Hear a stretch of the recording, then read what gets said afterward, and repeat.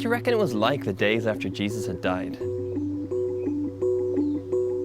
From what we do know, it was Passover, a Jewish religious festival. The streets would have been packed with Jewish men, women and children. The Roman government and the Jewish authorities, they're happy because they've gotten rid of Jesus. While Jerusalem celebrates, however, there's this small group of heartbroken Jesus followers who have lost their leader, their mentor and their friend.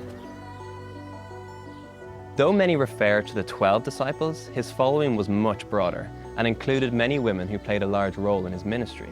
The women who followed Jesus, they reacted by going out to Jesus' tomb, which many believe to be this very one, and they went there on the Sunday morning. When they get there, however, they find something that they did not expect. The large stone that had once covered the tomb had been rolled away, and the tomb was empty. The women at the tomb claimed that they met an angel who told them that Jesus had been raised from the dead. Mary Magdalene, one of Jesus' followers, even claims to have met Jesus on that very day. When the disciples heard, they ran to the tomb, and they also found it empty. Now, we can't verify their claims or their experiences, but we can wrestle with the empty tomb.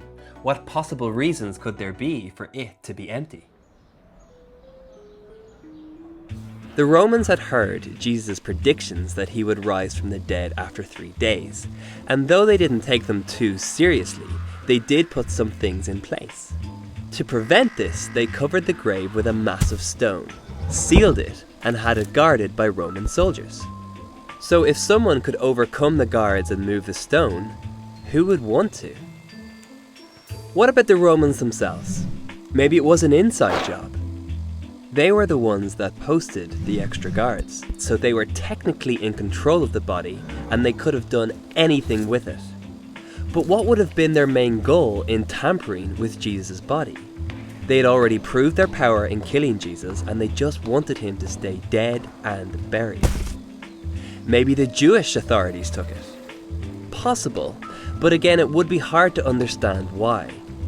They were more than happy to have the tomb heavily guarded by the Romans. Also, their plan was to prove that Jesus was just a man and not the Son of God. Jesus remaining cold and dead was the only way that their involvement in Jesus' crucifixion could be justified.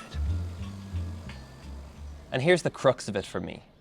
If either of these two powerful groups had taken the body of Jesus for some unknown reason, they would have been quick to produce it as soon as Jesus' followers had started claiming that he had risen from the dead. And Christianity would never have gotten off the ground.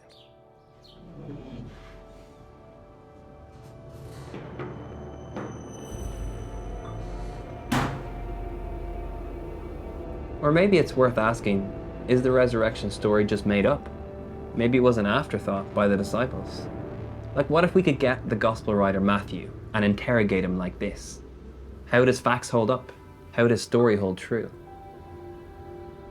Of course we can never know, but if Matthew is trying to mislead a group of people and pass off fiction as history, I suggest he makes two huge mistakes. Firstly, he says that Pontius Pilate, a well-known figure at the time, gave permission for Jesus to be buried and instructed guards to watch over it. If the resurrection narrative was just fiction, it would have been incredibly easy for anyone to speak out against it, yet no one ever argued with the details found in Matthew's Gospel. He even goes on to say that this event happened in the tomb belonging to Joseph of Arimathea.